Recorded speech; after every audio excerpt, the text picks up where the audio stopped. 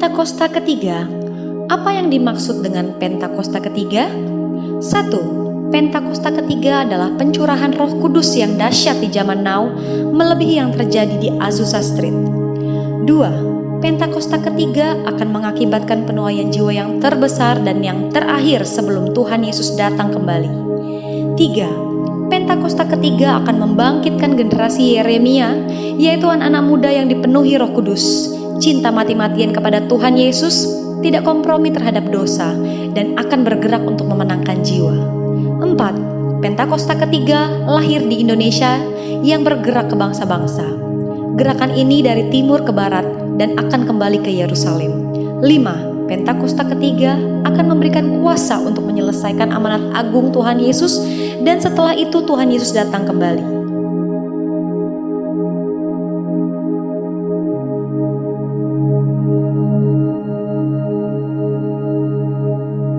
Shalom semua, tidak terasa kita telah memasuki bulan Desember, di mana kita akan merayakan Natal.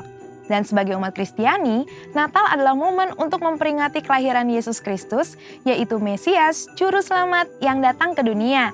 Bahkan kegembiraan Natal juga turut dirayakan hampir di seluruh dunia, tidak peduli apakah mereka percaya atau tidak kepada Yesus.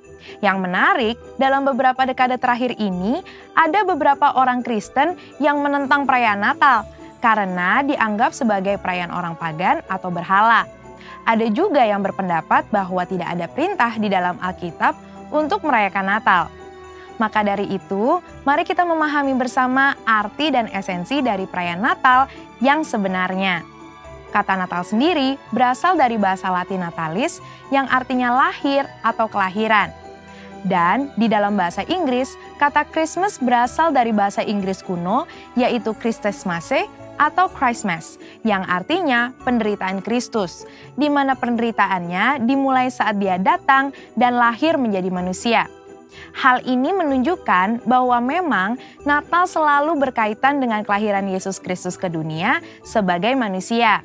Beberapa orang Kristen yang menolak perayaan Natal berpendapat bahwa Natal adalah perayaan pagan yang dimulai pada tahun 274 Masehi oleh orang-orang Romawi untuk menghormati matahari dan Saturnus pada titik balik matahari di musim dingin yang umumnya jatuh pada tanggal 25 Desember.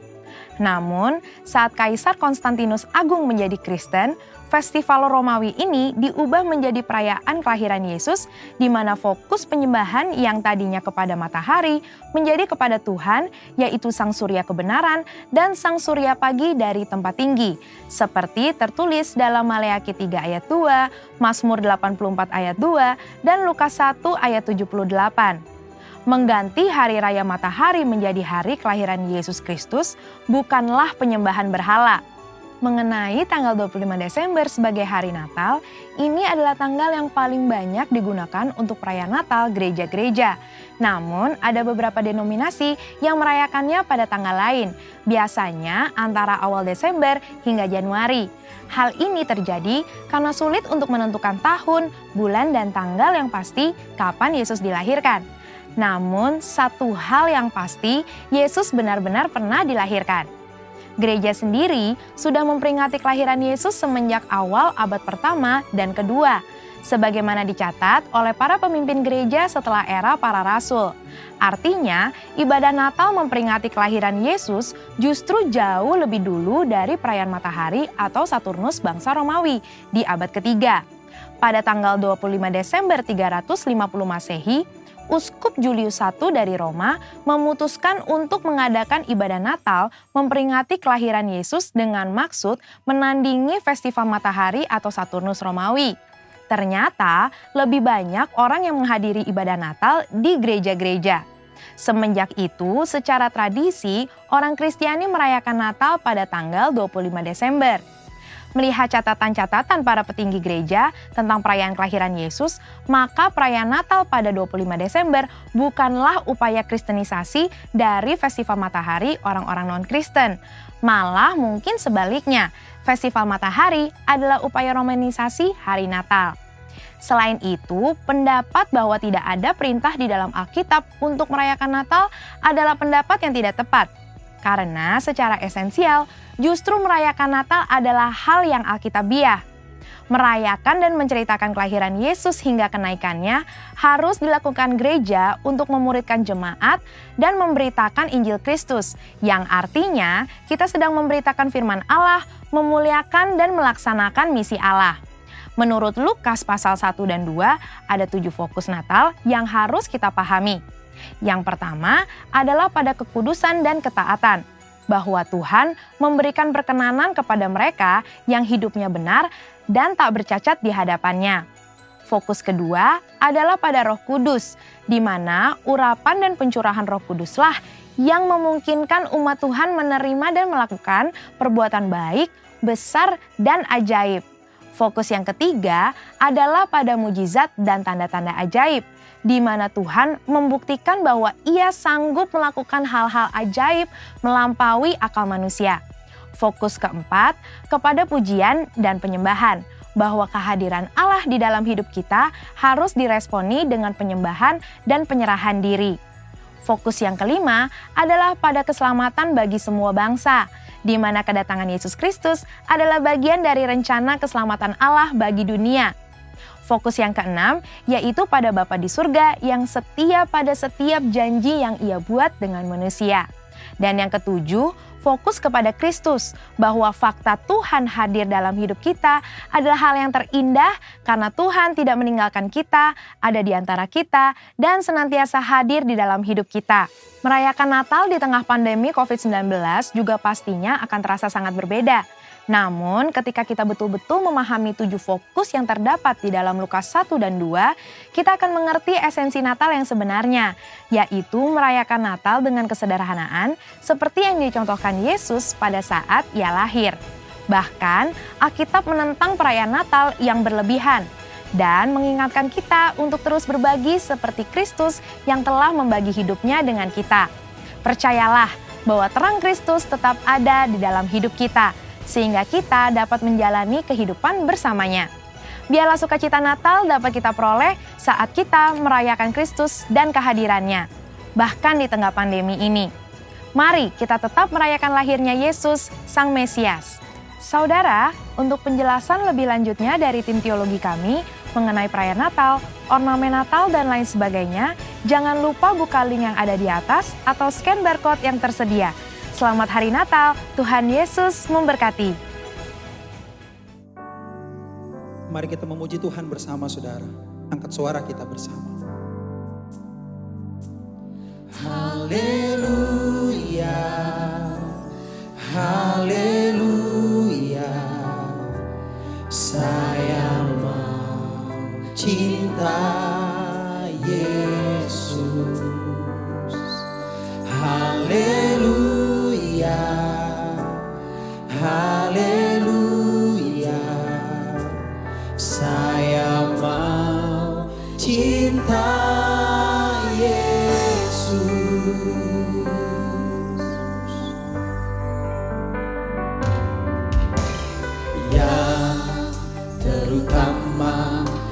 dalam hidup ini, meninggikan nama Yesus.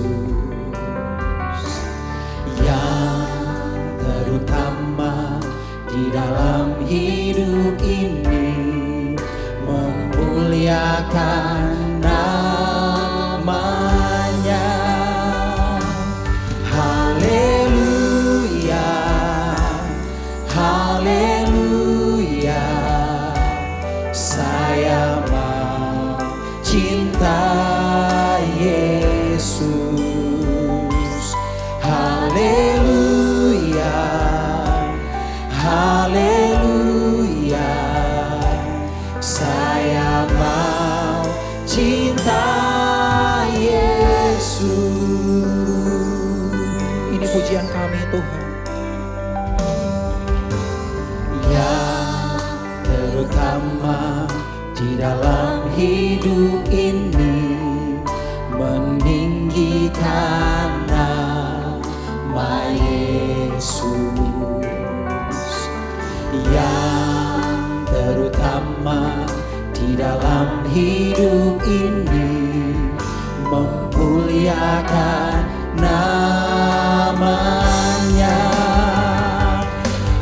Haleluya, haleluya, saya mau cinta Yesus. Haleluya, haleluya, saya mau cinta Yesus. Haleluya, haleluya, saya mau cinta Yesus.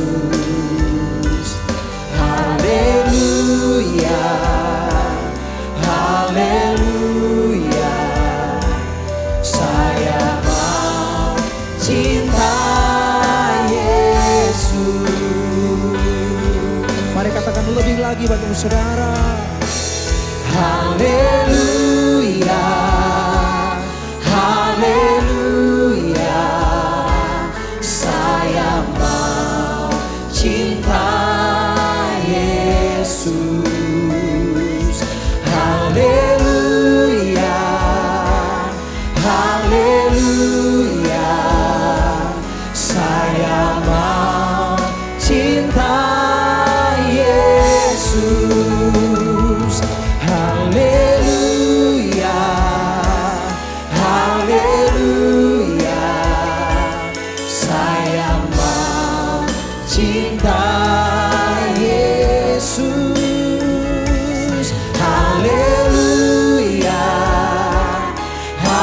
haleluya, saya mau cinta Yesus. Mari saudara kita boleh angkat suara kita lebih dalam lagi saudara. Nyanyi pujian bagimu Tuhan, pujian bagimu Tuhan. Namamu besar dan layak dipuji. Ku agungkan namamu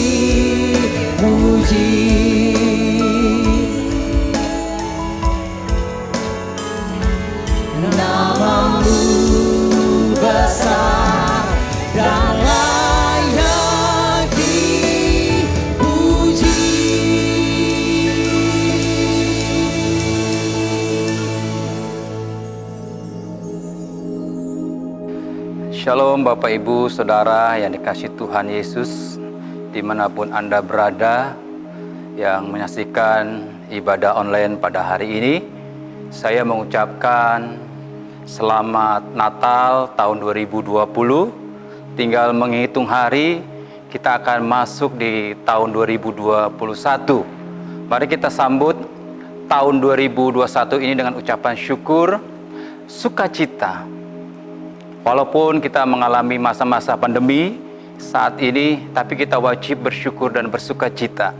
Yeremia 29 ayat 11 berkata bahwa rancangan-rancangan Tuhan adalah bukan rancangan kecelakaan, tapi rancangan damai sejahtera yang memberikan hari depan yang penuh harapan. Kita bisa katakan bahwa hari ini lebih baik dari hari kemarin. Besok akan lebih baik lagi dari ini bersama Tuhan. Amin saudara. Hari ini kita akan membahas tema firman Tuhan tentang Yesus datang membawa damai. Saya ulang. Tema pada hari ini, Yesus datang membawa damai. Kita lihat di Yesaya pasal 9 ayat 6. Saya akan bacakan. Sebab seorang anak telah lahir untuk kita, seorang putra telah diberikan untuk kita, lambang pemerintahan ada di atas bahunya, dan namanya disebutkan orang penasehat ajaib, Allah yang perkasa, Bapa yang kekal, Raja damai. Nubuat Nabi Yesaya bicara tentang kelahiran Raja damai. Ketika nubuat disampaikan oleh Nabi Yesaya, ini adalah pengharapan bagi orang Israel saat itu. Karena orang-orang Israel itu berjalan dalam kegelapan, dalam kekelaman. Mereka perlu terangnya Tuhan. Mereka perlu diterangi hatinya. Perlu dibukakan mata rohaninya supaya mereka tidak berjalan dalam kegelapan. Bukan itu saja. Kehadiran Raja Damai ini membebaskan umat Israel untuk terbebas dari kuk perhambaan. Apa itu kuk perhambaan? Kuk terikat dengan dosa. Nah, Nabi Yesaya ini menubuatkan tentang pengharapan bagi orang-orang Israel saat itu. Bapak Ibu Saudara yang dikasihi Tuhan, kita lihat di Yohanes 3 ayat 16 berkata, begitu besar kasih Allah akan dunia ini, sehingga Dia mengaruniakan anak yang tunggal, bagi setiap orang percaya kepadanya tidak binasa, melainkan hidup yang kekal. Saudara, begitu besar kasih Allah akan dunia ini. Begitu besar kasih Allah untuk umat Israel, untuk kita semua saat ini. Kedatangan Tuhan tidak membawa agama, tapi Dia membawa karya keselamatan, membawa karya penebusan bagi umat manusia yang percaya kepadanya. Bukan itu saja, kedatangan Tuhan bukan untuk menebus manusia dari dosa saja, tapi kedatangan Yesus di dunia ini untuk menyembuhkan orang sakit, melepaskan orang terikat kuasa jahat, memulihkan mereka yang luka hati, memulihkan, memberkati. Itulah kedatangan Yesus Kristus, lahirnya Raja Damai, memberikan pengharapan bagi umat Israel, bagi kita semua. Mari kita melihat Yesaya 9 ayat 6 ini berkata bahwa sebab seorang anak telah lahir untuk kita, seorang putra telah diberikan untuk kita. Kelahiran Yesus itu unik, Bapak Ibu Saudara yang dikasihi Tuhan. Dia lahir tidak di tempat yang mewah, ya, tidak lahir di rumah sakit yang bagus, tapi dia lahir di sebuah kandang, di palungan, tempat yang kotor. Tempat yang kotor. Ini berbicara tentang hati kita yang kotor. Hati kita yang penuh dengan kekelaman. Hati kita yang penuh dengan kegelapan. Hati kita yang penuh dengan dosa. Dia mau lahir dalam hidup kita. Bapak Ibu Saudara yang dikasihi Tuhan, apakah Bapak Ibu mau menerima Dia sebagai Tuhan dan Juru Selamat secara pribadi? Mungkin hari-hari ini kita melihat permasalahan yang ada di masa pandemi ini. Ada ketakutan, kekhawatiran, kebimbangan, sehingga kita mengalami satu kebimbangan yang luar biasa dalam hidup kita. Tapi pastikan Yesus adalah jalan keluar buat hidup manusia. Dia lahir di kandang domba, di kandang hina, di palungan, di tempat yang kotor. Kalau kita mau terima dia sebagai Tuhan dan Juru Selamat kita secara pribadi, dia mau lahir dalam hidup kita. Dia mau menebus dosa kita. Amin.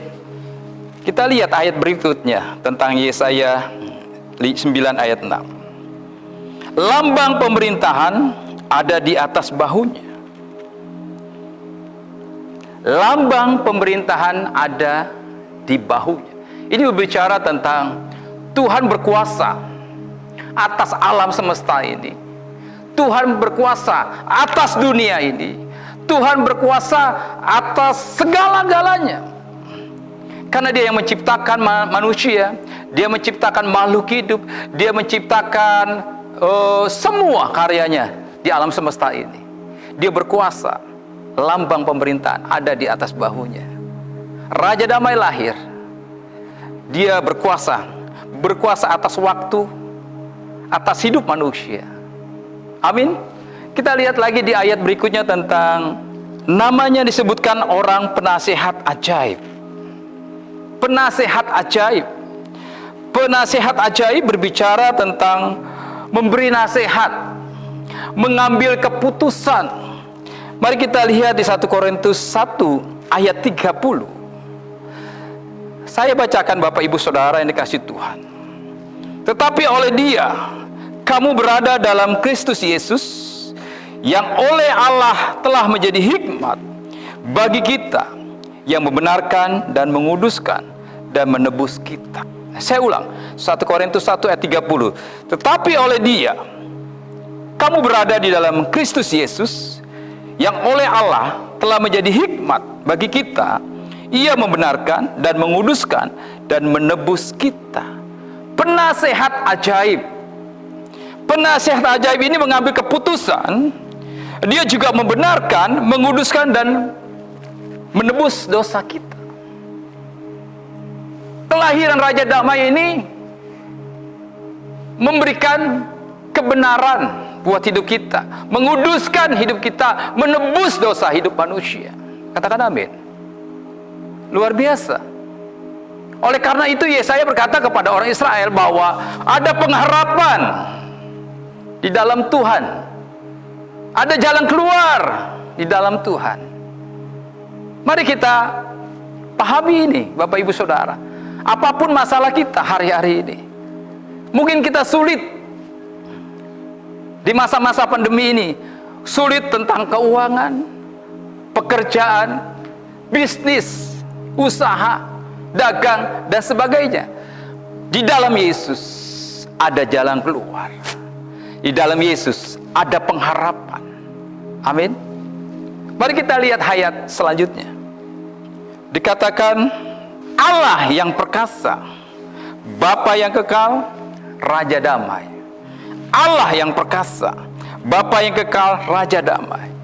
Yesus lahir bukan sebagai bayi yang kecil, bukan seperti yang dikatakan di Alkitab waktu dia lahir di palungan, tapi Yesus lahir sebagai Raja di atas segala raja, sebagai Tuhan di atas segala Tuhan. Katakan amin. Dia Allah yang perkasa,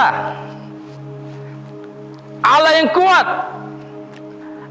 Ayat firman berkata, kalau Tuhan di pihak kita, siapa lawan kita?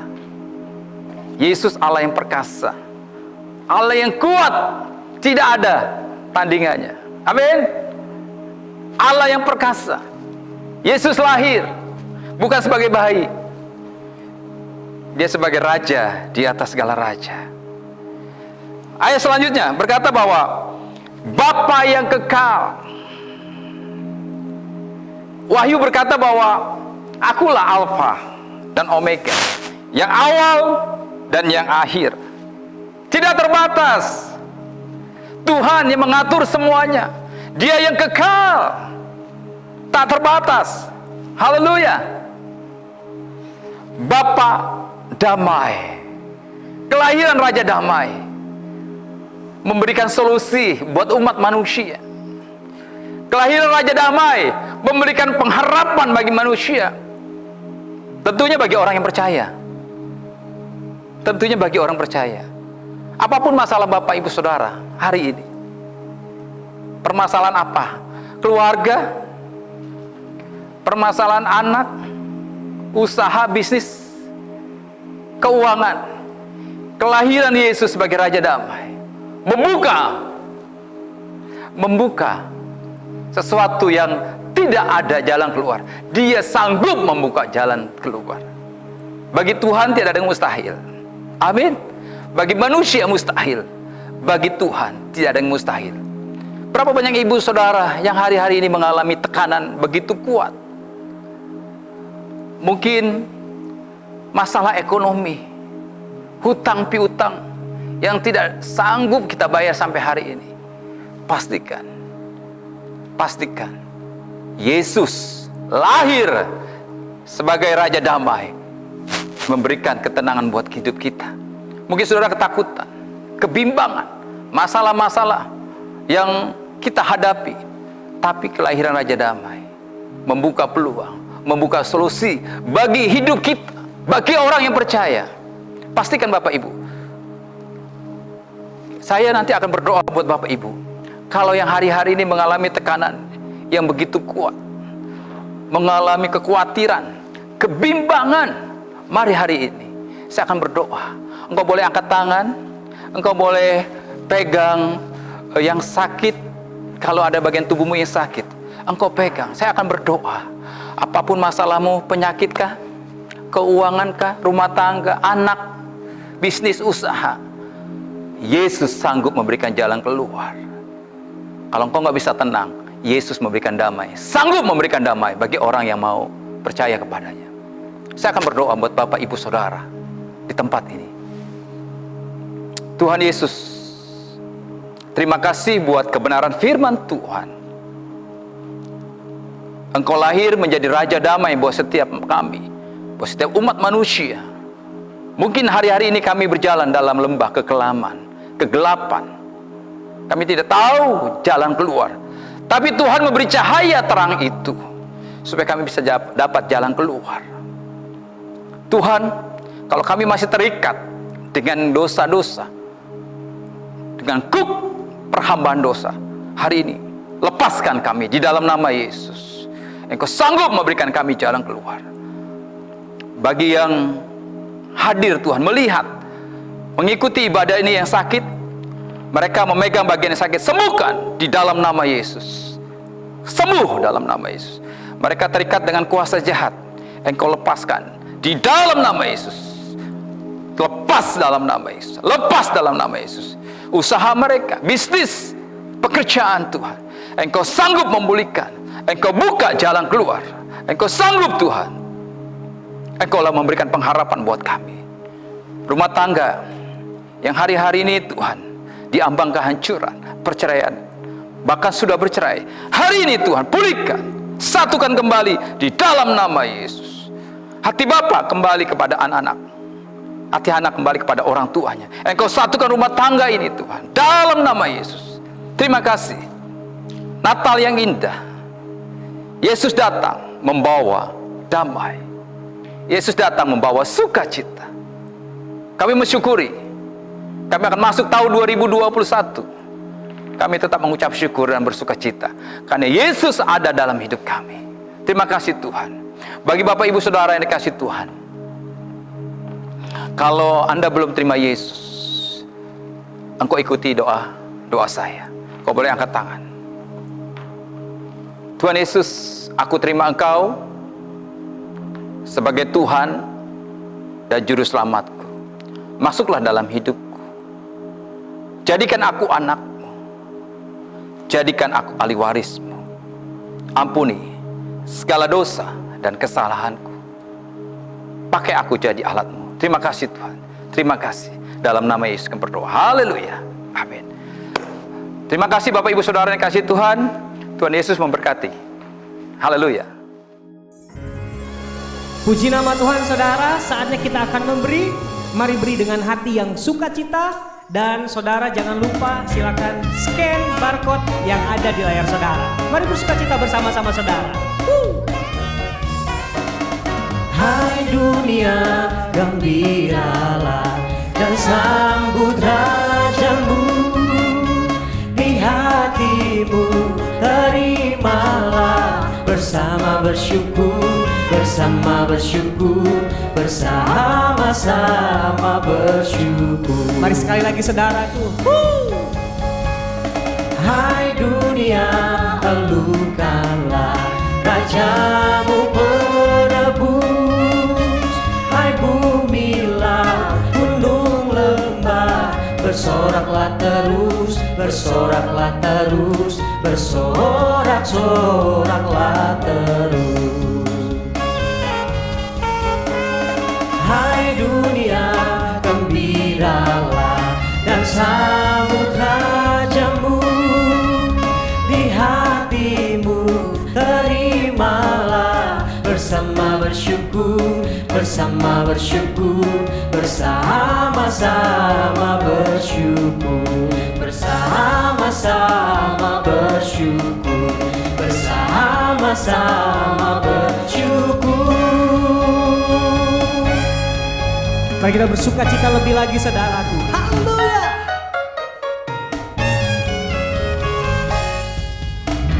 Dari pulau dan benua terdengar selalu terus lagu pujian semua bagi nama penebus.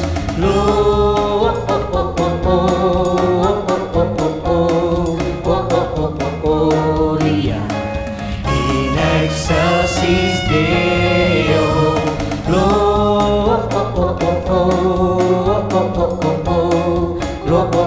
Gloria in excelsis Deo.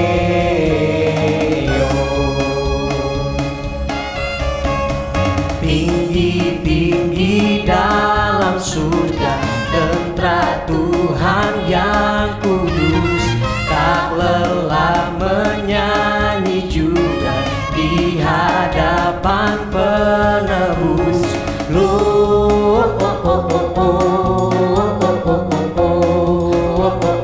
Gloria, muliakan Tuhan.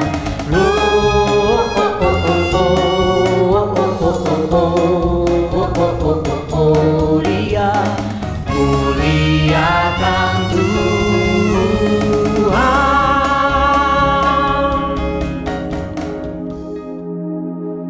Mazmur 91. Dalam lindungan Allah. Orang yang duduk dalam lindungan yang maha tinggi dan bermalam dalam naungan yang maha kuasa akan berkata kepada Tuhan, tempat perlindunganku dan kubu pertahananku, Allahku yang kupercayai. Sungguh, dialah yang akan melepaskan engkau dari jerat penangkap burung, dari penyakit sampar yang busuk. Dengan kepaknya, ia akan menudungi engkau. Di bawah sayapnya engkau akan berlindung. Kesetiaannya ialah perisai dan pagar tembok. Engkau tak usah takut terhadap kedahsyatan malam, terhadap panah yang terbang di waktu siang, terhadap penyakit sampar yang berjalan di dalam gelap, terhadap penyakit menular yang mengamuk di waktu petang. Walau 1000 orang rebah di sisimu dan 10.000 di sebelah kananmu, tetapi itu tidak akan menimpamu. Engkau hanya menontonnya dengan matamu sendiri dan melihat pembalasan terhadap orang-orang fasik. Sebab Tuhan ialah tempat perlindunganmu, yang maha tinggi telah kau buat tempat perteduhanmu. Malapetaka tidak akan menimpa kamu, dan tulah tidak akan mendekat kepada kemahmu. Sebab malaikat-malaikatnya akan diperintahkannya kepadamu untuk menjaga engkau di segala jalanmu. Mereka akan menatang engkau di atas tangannya, supaya kakimu jangan terantuk kepada batu. Singa dan ular tedung akan kau langkahi. Engkau akan menginjak anak singa dan ular naga. Sungguh, hatinya melekat kepadaku. maka aku akan meluputkannya. Aku akan membentenginya, sebab ia mengenal namaku. Bila ia berseru kepadaku, aku akan menjawab. Aku akan menyertai dia dalam kesesakan. Aku akan meluputkannya dan memuliakannya. Dengan panjang umur akan kukenyangkan dia, dan akan kuperlihatkan kepadanya keselamatan daripadaku. Mari saudara, kita angkat kedua tangan kita untuk menyambut doa berkat. Kiranya berkat perlindungan, anugerah demi anugerah, dan damai sejahtera melimpah dari Allah Bapa, kasih yang sempurna di dalam Tuhan kita Yesus Kristus, persekutuan yang manis dengan Roh Kudus, pertolongan kuasa dan penghiburannya, menyertai, memberkati kita semua dari saat ini, hingga Yesus datang menjemput kita semua di awan yang permai, dan kita akan bersama dengan Yesus kekal untuk selamanya. Mari semua percaya dan sudah terima berkat Tuhan, sama-sama kita katakan, amin.